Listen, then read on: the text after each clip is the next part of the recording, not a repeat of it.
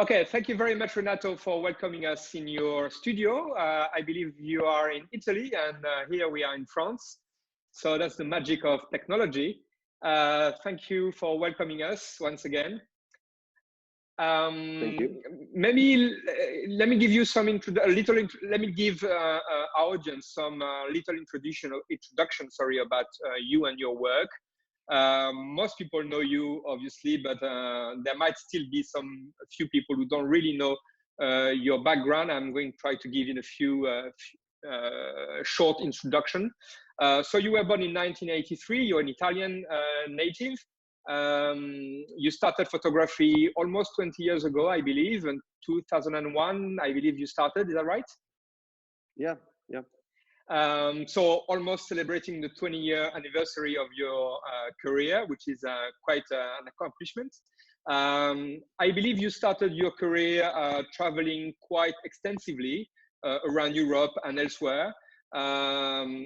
Through these journeys, you have come up or you've gave birth to many different series, some of which are very famous, I would say. I could mention Etna, of course, the beautiful cliché series you did in your hometown of Venice.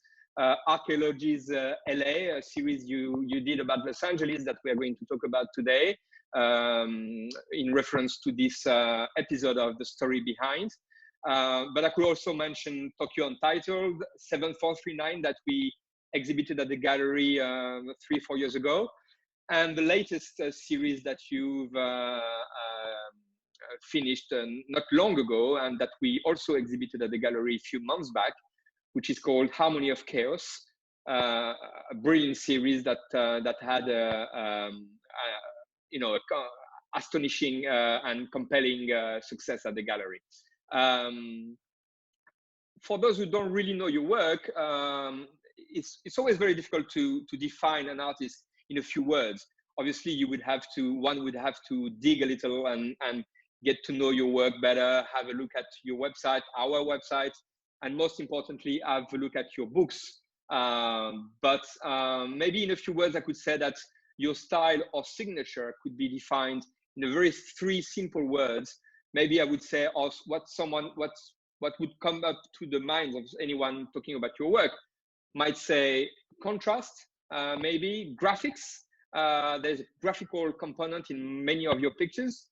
And I would add the grain, as I believe the grain is extremely important in your work, in your approach of your work, in the process of your work. And it's also important for the viewer because we could see the grain. The grain is not hidden, and it's very visible and is very much part of your signature and style. So far, so good? Yeah. Okay. Correct.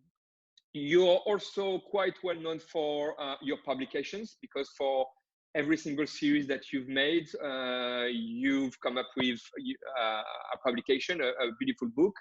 The latest series, Harmony of Chaos, was not an exception, as you made a great book about that series that everybody could find on the website of the gallery also, and a limited edition of 100 copies. Maybe what I could say to finalize this little portrait is that you used to live in New York. You've been living in New York for maybe about 15 years, I would say. You would correct me if I'm wrong, don't hesitate. And you came back to Venice in 2018, about almost 2 years ago, because you were working at that time on the Harmony of Chaos project. And for that project in particular, you needed a huge darkroom, which allowed you to make huge prints, but not just making prints, but really working on making of the image. And for that purpose, you not only needed a space which is bigger, and in New York it was more difficult to get and also very expensive to get, I believe, but also not just the size of the space. I believe you needed to work on the scale of the photograph. And that was very difficult to do in New York, in the space that you had, in the studio that you had in Brooklyn. So you came back from New York to your hometown near Venice, and you acquired this studio that you call the Warehouse. Is that right? Correct. Yes. And you've been there since then. I believe also, well, not that I believe, I know because I've been following a few of those steps. You've been building this warehouse or this studio yourself, and it's quite an amazing studio. Can you give us a little background about this studio? Yeah, absolutely. Yeah, as correctly you said, a couple of years ago, I decided to make this move, and I was in my Brooklyn loft, which was already a beautiful size for New York, but to get to a certain size of print. So that plus many other things led me to make the drastic decision to come back to Europe. And then the second decision was Italy. Was quite right after that, an immediate response to my 13, 14 years in New York. And I said to myself, where can I find a big studio enough that will allow me to be comfortable enough to work on different pieces, larger pieces, build up a darkroom that would allow me to create something that I couldn't even imagine a few years before, until that day actually.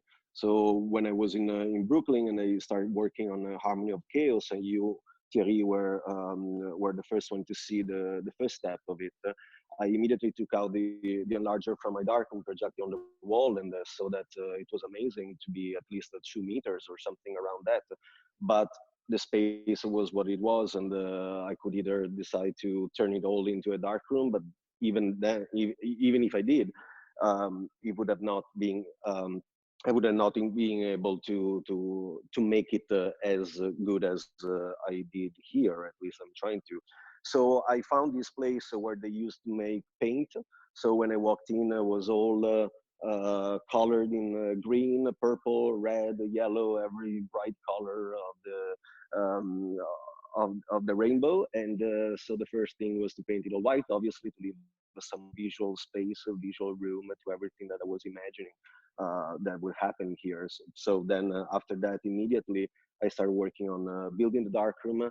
And the darkroom is built so that everything is in place for my height, my size, my movements. The way I've been working for the past 20 years in the darkroom are have just been taken to a larger scale. So not that easy to do, because building up something in that scale requires some knowledge that at that time, 3 years ago, I didn't have, because I had never printed before in that scale.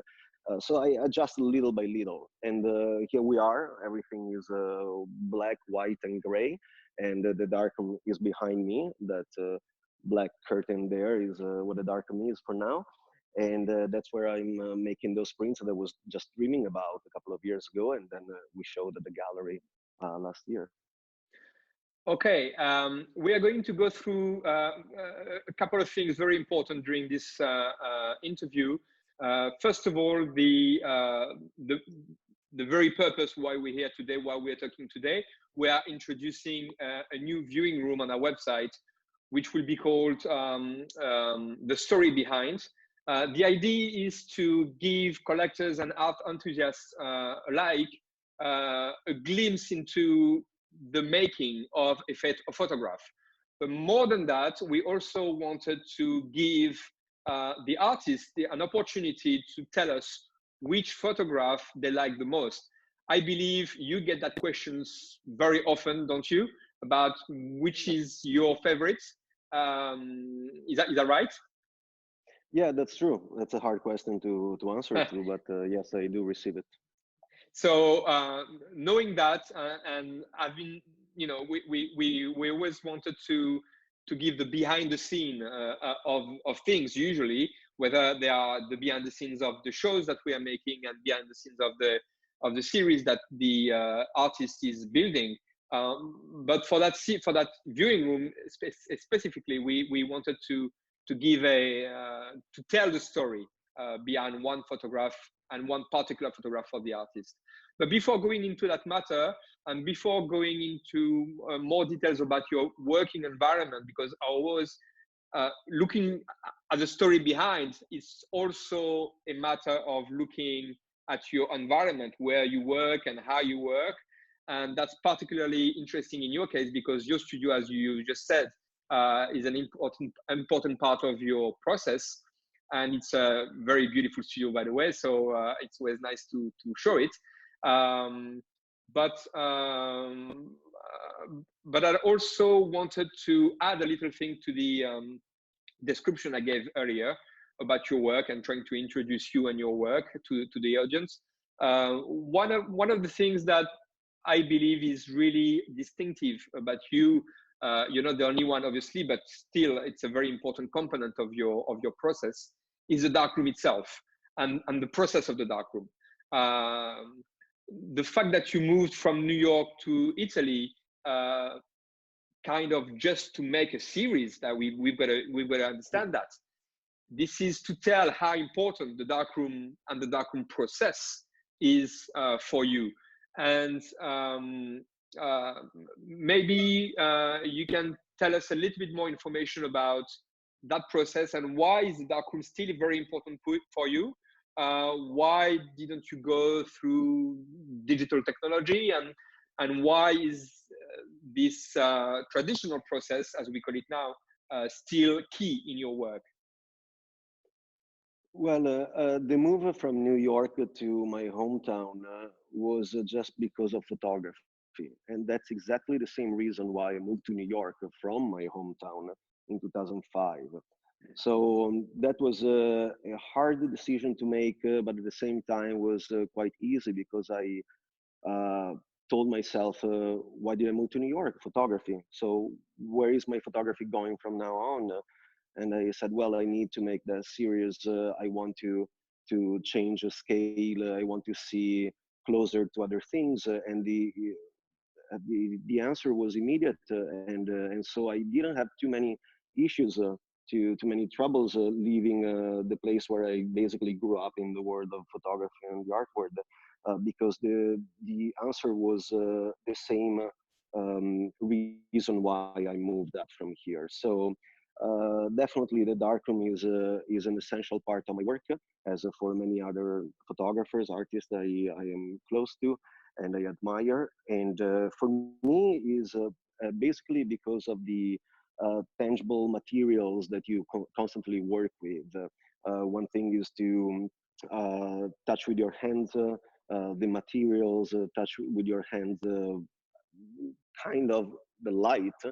Um, and one thing is to process it um, through systems that don't belong to me. I'm talking for myself, and I'm not that close to zeros and ones on the computer, but I'm very close to the grain of the film, to the silver of the paper. I feel at ease with myself when I admire a piece of paper, because there is so much in it. There is so much potentiality. Of course, other people that work with digital technology will say the same thing about that. But for me, the closest thing to the nature of photography is light. Photography is light. Light is photography, and so if there are no filters, rather than just a lens under the enlarger, I feel I'm the closest possible to the nature, to the essence of photography. That's for how I see the beauty of this media for myself and for what I do. I always constantly keep wondering why I'm still stuck in a dark room, why I live in a dark room. But that's just the most natural thing for me. The darkness, the little nuances of the possibilities that take it to infinite possibilities of the process. Um, the respect for materials is something so essential for me. I'm not saying for my work, but for me as a person, as a human being, and therefore also for my work, obviously. But the respect that happens in the analog photography, the respect that is given to the materials is immense. I cannot see that. With all due respect, I cannot see that on a computer or on a digital camera. You just have to continue to upgrade upgrade something. And I'm still using enlargers from 30, 40 years ago, and the paper hasn't really changed much. The chemicals are just better than a long time ago, but still it's quite pretty much the same thing. So I don't have to upgrade anything if not myself, if not my direction of my work. So that is something that remains a constant in the way I wake up in the morning, the way that I go to sleep at night. The need to look for my work rather than being updated to the rest of the world. So there are so many elements, the way that you sculpt the light under the enlarger into the darkroom, the way you work with the chemicals, the way that you work with the negatives. It's there is so much in such an elementary method, and that's what I like. The fact that it's so simple, but that offer a way that offers you infinite possibilities. And if they're not really infinite, it feels like that. And you have to understand the borders around it and shape them towards what you need, what you're looking for into it. Uh, Going from the process making to the distribution of your work, would you say books are an extension of that very same mindset that you've just described? In a way, yes, definitely, because one thing is the internet, obviously, and I thank the internet because it allows us to do things like this and talk about photography and other things, and that's amazing. But the book remains the book, and it has always been like that, and hopefully will always remain like that. Situations in the exhibitions change, curators change, the color of the floor changes, the light changes. So a project is shown throughout the world, hopefully, through different X factors that you're not always responsible for as an artist. So the book is the ultimate decision showing of the project. Whatever I did in the sequencing, in the choice of materials, in the choice of the subjects, paper, everything will just remain like that with all the mistakes that I might have done, which is possible, which I've done in pretty much every book that I've done so far. And then years later, I will see those mistakes and will say, well, if I had not done that, but something else, but that's too late. And that's also the beauty of it. Because when you work on a book, or at least when I work on a book, for me, I spend the day and night looking at it, trying to find the best solution possible for that project to turn it into the rhythm of a sequencing of a book. So for me, it's very important, yes, for spreading around the work, make it accessible. How many shows can you have? But how far can a book go? So for me, it's not just a way to spread around the work, but it's a way to make a statement of that project that will just remain like that, hopefully forever, or until the copies are finished. But even then, there can be republication, or in other cases, that's what it is, 100 copies, and they will just be like that, and that's the beauty also of that. So a book contains the total nature of that until that moment when you press the button at the printing company to print the book and bind it and everything else. So it has a lot in it. It's not just I hate to say catalog, because there are no catalogs. It's a book. It's an experience. And nowadays, more and more who makes books always look for materials that can improve that feeling of the with the paper, with the choice materials towards the work, and vice versa. So it's very important. By the way, I see some of your books behind you. What I believe to be Yeah, some of your books, I can recognize them, almost all of them. Can I take this opportunity to ask you to show us around your studio as a whole, and your dark room, if you allow us to have a sneak peek, and then absolutely. we'll talk more deeply into the story behind of the one image that you've chosen today. Okay. So I come back here and do this. Apologies for the shaking, but No problem. so I'll go back here towards the entrances so you can get Oh a wow. full view. So, What are these so at the back? At the back on top, the wheels are the part of the image 7439 that we've shown. But that's these are part of very 7439. Yep. Sorry. wow, beautiful. I see you And love that's motorbikes. yeah, I do. I love wheels here and there. The one up there is comes yes from 7439. At the same time, it's a selection of it is part of actually an extension of it is part of Dirt, the book I made with Vittorio Gerardi that you know very well. And so that's the reproduction of the book in bigger scale for potential other projects in the Beautiful. future. So that's my part of the demolition derby in the States. So coming back to the entrance, here, yes, some wheels, my Vespa from when I was quite young, my BMW that I used to do the 7439 project at the coast to coast across America, came back with a container, plus another two more recent. Some books. These are So not more my books, books? though those are, but these are books from what I Your love, collection? from what I yes, my collection of books. Okay, if I ask Um, you, can you stop here just 1 second? If I was yeah. to ask you to pick one book just like that out of the blue, which one would you choose? Well, there is one that I really, really love a lot, and it's Milano. It's from the 50s, late 50s, and it's not in the shelf right now. It's actually in there because it's a very precious book to me. So it's only two books that are in there, but it's one of my favorites. I got it at Fucking Photo years ago, and that was quite a rare find for me. And Right. I'm very connected to that kind of work. But there are so many more, and it's not really a lot compared to big collectors of photo books. I'm just a little one, so we'll see where it goes. And then here you can see a little garden that it's updating Wow. every once in a while. It just gives a different nature to the That's the beauty environment. of quarantine. Yes, yes, gardening.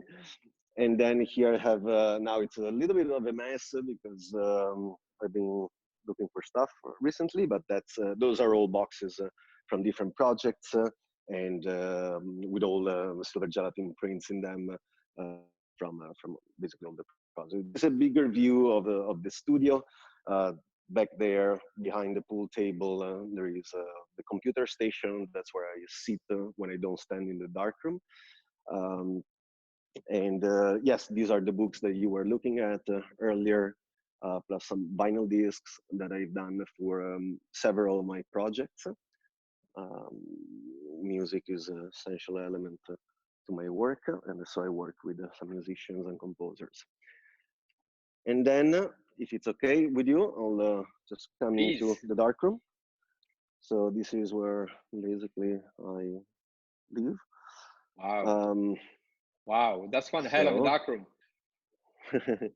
yeah, it's not small, let's say. So here are some negatives of the new project I'm working on. So I was doing contact sheets today. Photographer's paradise.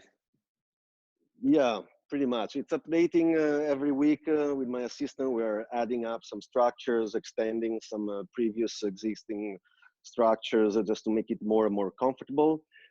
This is the wall projection metal plate that I use and they move with engines up there and on the left to make especially done for the to make the work of harmony of chaos to move the structure with a Beautiful. sheet of with a roll of paper on it. Here are the trays, developer, stop, Triple fixer, XL, pre-wash. triple XL trays.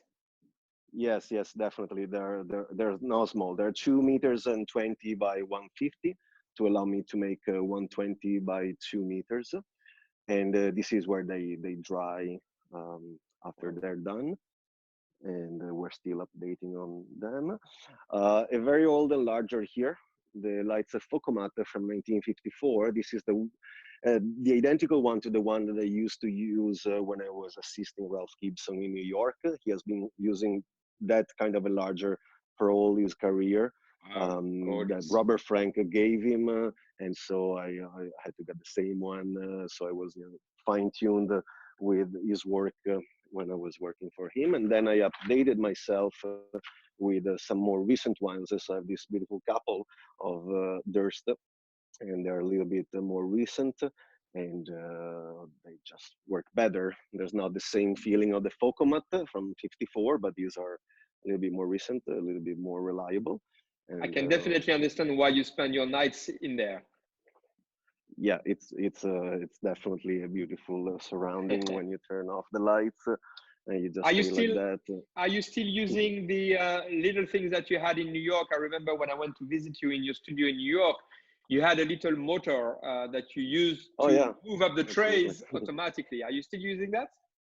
I rebuilt one much better than the New York one, and it's that little thing there. So when I press this, the tray moves.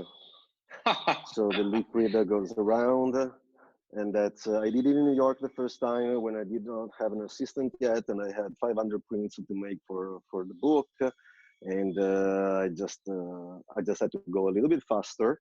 Always obviously respectful of everything that was happening and all the materials, but I needed some automatic system, so I have it in the developer, in the fixer, and in the Selenium. So I have three engines that work separately, and when they all work at their speed, it's just beautiful to see.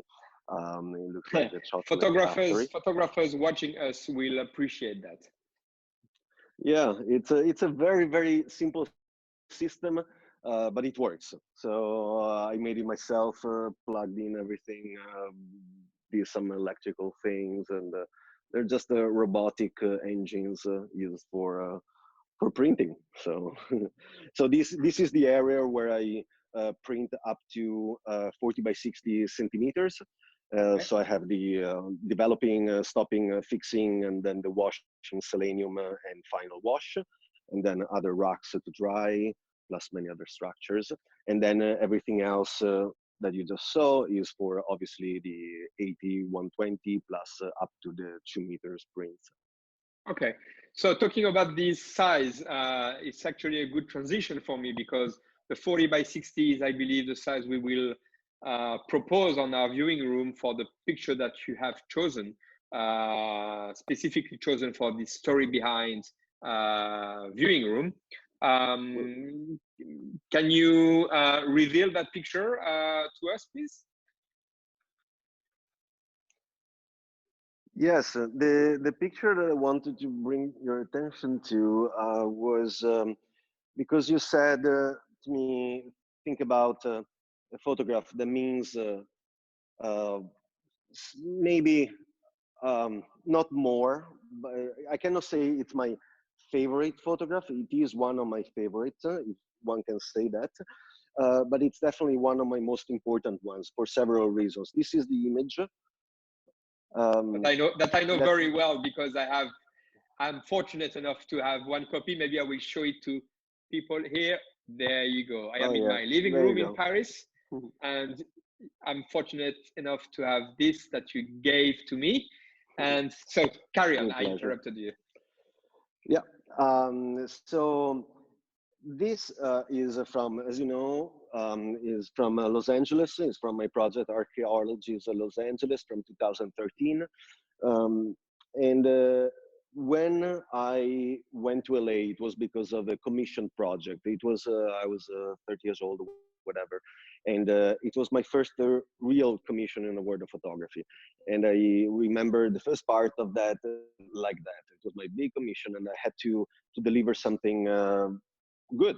The commission was based on what these people saw in my Tokyo and Venice projects, and they gave me complete freedom to do a project, a book, a whole thing about Los Angeles. I had never been to LA, and I knew a little bit of what I could expect photographically, but not having been there before, it was quite a challenge. So I got there, and I didn't know what to do. For the first 3 days, I didn't shoot anything and just walked around, and nobody really walks around in LA. People were saying I was crazy because I would just walk and walk for 12, 15 hours a day, just to understand the proportions, the scale, the compression, the release of the physical situations around me, architecture, people, society, everything. And this is the photograph. This is one photograph that I'm really attached to in that sense, because this is the one that unlocked that situation for me. I was really quite desperate. I couldn't come up with anything basically, and so I decided to walk in Santa Monica at the beach noon, and just walk and walk and walk for hours. And just the idea was to get immersed into the sun. And so when I was walking, I just stopped when this guy was on a swing and he was going up and down and back like crazy. He looked like he came out from Matrix. He had a black leather jacket, black jeans, black boots, and he just was out of place at the beach. And he looked already kind of out of place, weird. Weird. And the way that he was pushing up and down and back was intense, and he kept doing it for a long time. And this allowed me to just sit back on the sand back there and just keep looking at him. And I said, okay, I'll just go ahead and try to figure out something. And so what I did was to just kind of place myself in the same rhythm of his swinging. So I was calculating the focus, obviously the exposure and everything, but the focus especially, to a point where I knew it would happen to float in the air and be slightly out of focus, because in that way I would eliminate the contours, the edges of his shape, and it would just detach from everything else. It would, for me, when I was looking at it, was a sort of vision when you have when you wake up in the night, during the night, in the middle of the night, and your eyes don't see completely well. You see everything a little bit blurry. So it was coming out from a dream, from reality, who knows. So I put it slightly out of focus in order to make it more tridimensional and out of the situation where he was. I was looking at these two chains. There were the chains of the swing. What I did in the darkroom was darkening the seat where he was sitting on, just to make it disappear, the seat, and so that these two chains could become like a sort of puppet, um, taken from higher, or a jumping man, as I usually call it, or escaping, running, whatever. And the fact that he was slightly out of focus, he made it push even more towards the paper. And usually have subjects that move horizontally or vertically towards the lines of the image. In this case, he was pushing against the wall where you would I hang it. understand. Interesting. Let me just interrupt you So, because I already yeah, have yeah. many questions. You were talking about commission in LA. I know that you're not the type of photographer who accepts any kind of commissions. It's actually the opposite. I believe you're only doing very few commissions. You've done only very few commissions. Why did you accept this one in LA in the first place? Well, it was a very exciting proposal. Complete freedom, um, something that would allow me to continue with my projects for a while in every term, and a big challenge, because haven't seen really many good projects about LA photographically. I mean, of course, there are several, but for me, it was a complete new thing. And the way that these people approached me was extremely nice, and they loved the work to the point to give me complete freedom, and that made me feel good to jump into this situation. And I had 3 weeks, 2 weeks and a half to do the project, which was quite limited. Um, but then I found my language and I made it Hmm. to come out with something. But several reasons why I accepted. I liked the challenge of doing Los Angeles, also because, as I said, I had never been there, and in my imagery, there was something that was building up. Still, I didn't know what kind of language I would have used, if not mine, but obviously mine, but just the approach of my language of photography towards the subject. So I took it as a Yeah. risky challenge. And by the way, I invite everybody to have a look at the book that came out of this project, because personally, I have some of my very favorite pictures of you, including the one we are talking today, are in this book. So like this book and Etna, some of the projects that you've done in the past were very key, I think, in your Mhm. process, in your progress as an artist. Second question that I had, looking at the picture and listening to you, you were talking about shooting that man who was swinging in this on this beach. Are you the kind of photographer who takes thousands of pictures to keep one? Are you the kind of photographer who takes only one picture? How do you work while shooting? And can you tell us more about the process about that picture in particular? Well, I'm the kind of photographer that shoots as long as it takes to get what he thinks he has or he can get, meaning that sometimes it's one shot and that's it. And you have no other opportunities to take that.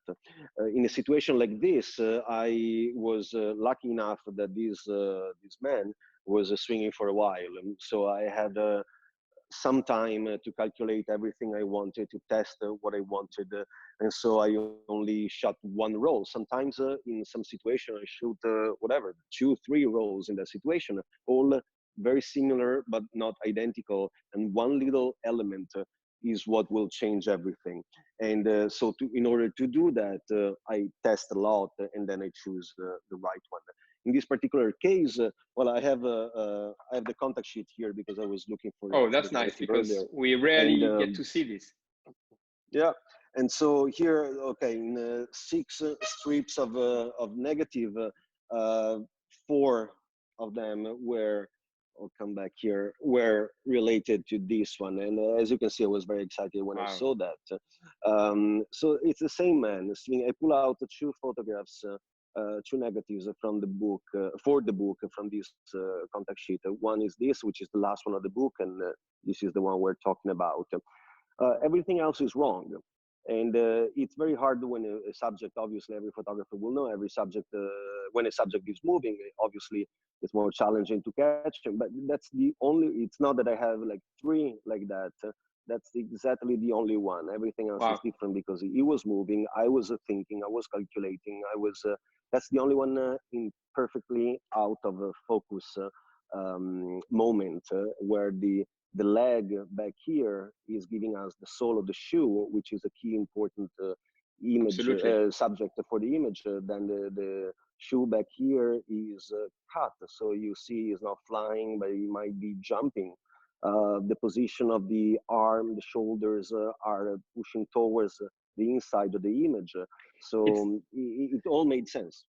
it's quite funny because it's the very first time I see this content sheet. I have to be honest with everybody here. Yeah. I've never seen this before.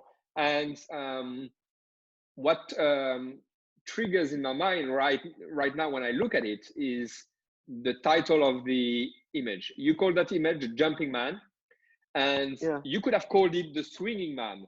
But looking at the contact sheet, I understand why you called it the Jumping Man, because looking at the contact sheet, we have the impression of seeing that man jumping all around and all over. Right. And it's did you get the title through looking at this contact sheet? Maybe not, but just asking. Just call it a jumping man because to me it gives me that feeling of jumping rather than swinging, as you said. Um, I don't usually give titles to photographs. It's just to identify them. So I call it the Absolutely. jumping man from LA. For me, was an iconic image. It looks like it's coming out from a vinyl cover of 1980s punk music or something. And the fact also that his head is not visible also allows me to, like in most of my photographs, to put whatever head I want in there.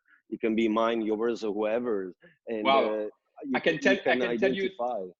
I can tell you that since I have it above my couch in my living room at home in Paris, I can tell you that whenever I feel a little bit down, I just lay down on my couch and look at that picture, and it's very inspiring because of the movement. You get to identify yourself in that picture, and you want to jump too. So it's a good kick up kind of image. Thank you. Yeah, that's how I have it there, the same size as Absolutely. you have. That's still a test, but I like to keep some tests around my studio because obviously I feel connected to them and I keep studying them. So I find connecting dots between photograph that I took 10 years ago, 15 years ago, 20 years ago, and the most recent one, and try to see how I'm developing into my own photography, and if I'm developing into my photography. And this one has always been, I can't find another word rather than a milestone for me, but for my personal connection with my work, maybe that's the word that I would use if I had to describe it, just because it was pushing into the work and coming out from the paper, something Yeah, like that. yeah. It's that's why I feel connected to it. It You represents yes, many factors on my work altogether. you used a word a few seconds away, testing. You were testing, and that leads me to another question that I had listening to you a few minutes back, where you were describing the picture and how you made it. You were talking about darkening the plate where the man The was seat, sitting. yeah. Um, my question was, how difficult was it to print such an image? Was it a straightforward process that took a few minutes in the darkroom, or was it a very long ongoing process where you had to make many different tests and maybe test strips and things like that? Can you go on a little bit deeper into the making itself Yeah, of the print? absolutely. Because actually, this one explains, I mean, suits this question very well. Because when I did the project, I did a final test, let's say, of all the images that I was selecting for the project. I did not include this one. I had not even seen it from the contact sheets.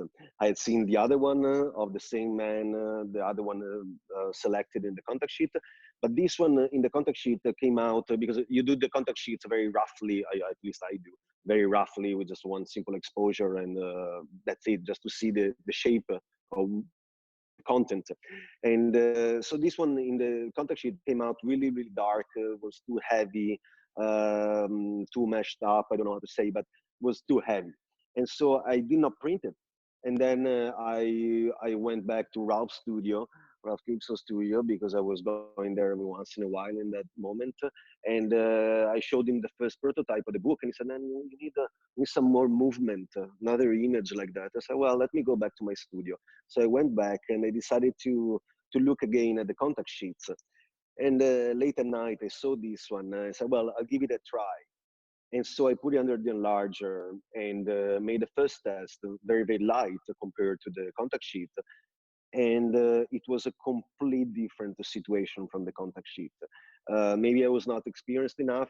No, I'm not saying I am now, but um, I had not seen it from the contact sheet. So I started working on it, and it took me a few days to come out with the right elements. Because if you make this soul darker, it changes the whole situation. It becomes much heavier. I If you make understand. this soul darker, if you make this lighter, it just disappears. If you make the jacket a little bit darker, like it was in the contact sheets, it doesn't breathe as an image. The grays disappear, it just becomes too graphic, which I don't like. But making it tridimensional was it's a lot of work in it. You darken here, darken here, darken here, lighting here, lighting here, and then all the surrounding area. You work on it for, I mean, at least I did for a long time before understanding how to make it. And now I think I am at the moment where I can say that's the final. after a few years, when I started showing it in some exhibitions, those were the final ones, obviously. But it did take me a long time. It's one of those images where you have more organic elements rather than the And graphic line that separates black and white. It's all the absolutely. grays that work around it. And that's quite interesting also on the choices that you make, because you decide to darken or soften or lighten up some parts of the image, like the seat of the man, of the swing. But you decided to keep the chain above his shoulder. Mm-hmm. That's an interesting thing too, because had you chosen uh, to erase those, which I believe you could do in the darkroom, Mm-hmm. that would have become a different image, a different context, a different scene. So how do you make those choices? Is it just instinctive? Do you make different tests and then you pick one, or how do you already know before you print the image which part are you going to darken or lighten up? Well, I would say that you make those choices while you print it. And while you print it, it doesn't mean the 20, 30 minutes that it takes you to put the negative in and see the first test, but the days and days that you live with it, meaning that you leave the negative in the larger and a few days later you get back to the darkroom after the first test, and that's still process of the process. That's still part of making the image. It's not the first test that makes the image. Obviously, it takes many, many tests. So, for example, the two chains, I uh, I decided I wanted them. Of course, I could have erased them with potassium ferrocyanide, erase them, burn the paper, then paint over with the ink, and just make them float a little bit more. But to me, it was chained to the city, not in a negative way. It was a parachuting. It was, as I said, a puppet, but it was also just jumping. So the confusion, sort of confusion identity of this man is what made me fall in love with the image, because I could choose as a viewer whatever I wanted him to be or to do. So for me is parachuting and jumping and escaping and jumping over something at the same time. It's all together depending on the day I look at this image.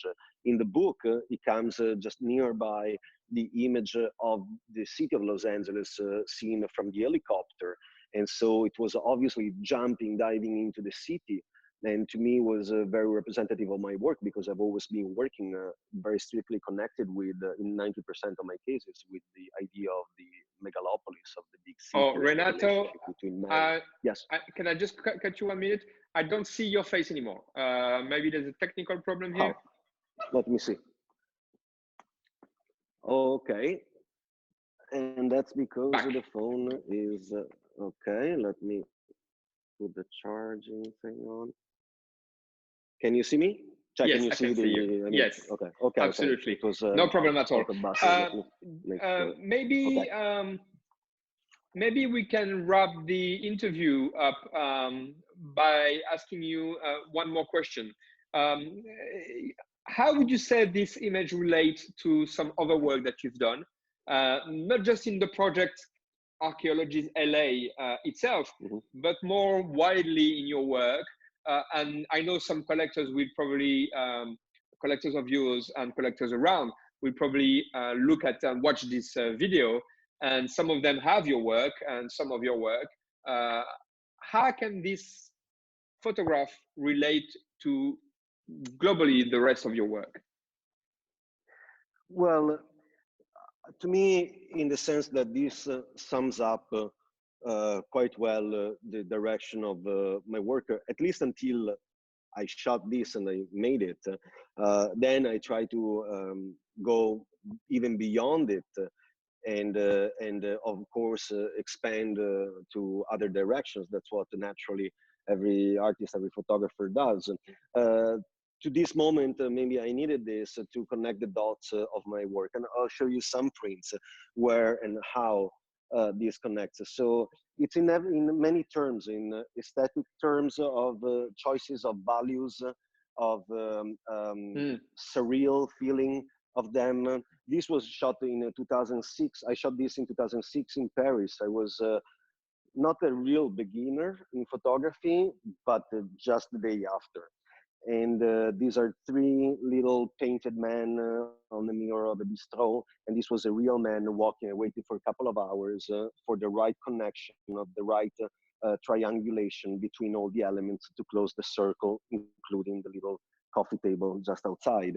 And to me, they speak in the same language. The Absolutely. compression of field, you can put this man inside here, or you can put these four men around this man, and they seem like they're coming out from the same scene, which is my word of photography, I would say, if Mm-hmm. I can. In the same way, um, this connects this into the previous one as well, obviously, Absolutely. and Wow, such a beautiful especially picture, this one. From Tokyo Untitled, is it? that's from Tokyo Untitled. So you Yeah, get, at least I try to get the connection between two or more elements. In this case, a shoe, a man and the bird. In Tokyo, especially worked out very well for the project for me because for my vision, for my interpretation on the space, because obviously the relationship between elements is in Japan is very Japanese. So there is the respect for everything else that make it coexist together and not have a conflict. So there is that whole thing. But these two images talk to each other in the same way. They can come out from the same roll of film, and I would believe that they come out from the same day, but actually they absolutely. come out from several years before or after. Um, Same thing with this one, and this one was in 2005. It's my first image where I started using the very long lens. That in street photography, whatever people have for many years put me next to, which I don't like, but at the beginning, it was inevitable. So I was shooting in the street, but I was distilling elements from the street. So Yeah, things like that and extracting. things like Yeah, this. Yeah, distilling, extracting, taking out from the street elements that would mean something else for me. So this was 2013, this was 2005. There are a few years disconnected, but still the vision was upgrading into that direction. And this was the very, very first one that made me get out completely from including elements, but instead um, distilling, extracting elements from reality. So all these ones for me talk in the same language of finding these connecting dots of elements that work around, that walk around, that coexist together, but they don't know it. I have all my thoughts about them, but visually, for me, they speak the same language, and that's what I believe has been, is, maybe will again, maybe evolve in it, but has always been my search for the element in between the elements. wow, absolutely beautiful story. Uh, Thank you very much, Renato. I think we've run out of time. It was absolutely exceptional to be with you and to get deep into the this picture that I obviously particularly love, that I know very well as I am living with it every day of my life. Um, uh, for everybody who's watching this on our website, you are most probably on our viewing room page, and you can click on the link just next to the video to acquire this image if you want to acquire it. Obviously, it's a limited edition image, and so not everybody will have the chance to have it, but if you are quick enough and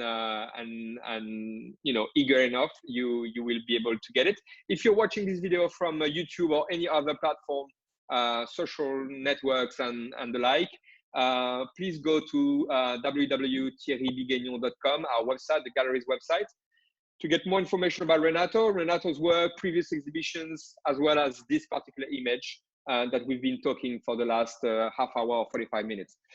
Thank you very much, Renato. This wraps it up. Thank you, Thierry. I hope to see you soon in Paris. I know quarantine is still on, well, it's still on in Paris. It's starting to open up in Italy, I believe. Yeah, yeah, little by little, kind of. Little by little. But anyway, for you artists, quarantine is quite an opportunity to carry on your work, I believe. So all Definitely. good. The only bad thing is that we can't see each other in real, but that will come up soon, I hope. By the way, Me in the too. meantime, thank you very much, and see you soon. Thank you, Thierry. See you soon as well. Thank you, everybody. Bye bye. Ciao.